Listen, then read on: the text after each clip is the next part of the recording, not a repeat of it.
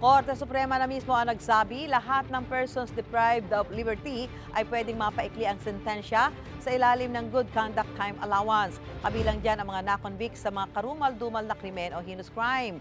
May unang balita si Salima Refran.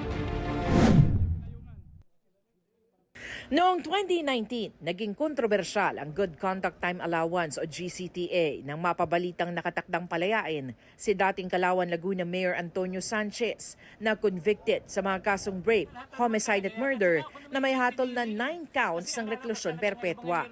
Hindi natuloy ang paglaya ni Sanchez. At iniutos ng Department of Justice na hindi kasama sa mga kwalipikado sa GCTA ang mga nakulong dahil sa mga karumal-dumal na krimen. Pero binaligtad na yan ng Korte Suprema. Sa desisyon ng Supreme Court on Bank, sinabing malinaw sa Article 97 ng Revised Penal Code na sino mang nakabilanggo sa alimang institusyon, rehabilitasyon, detention center o anumang local jail ay kwalipikado at maaaring mabigyan ng benepisyo ng GCTA. Nagmalabis daw ang DOJ nang hindi isama ang heinous crime convicts.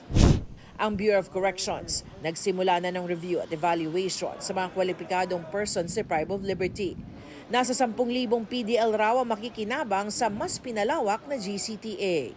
We have to make sure na reform na talaga sila, na undergo na nila lahat yung reformation na procedures, and then hindi na sila maging threat sa society. Priority pa rin natin yung mga seriously ill, terminally ill, so that they can have time to their to be together with their families.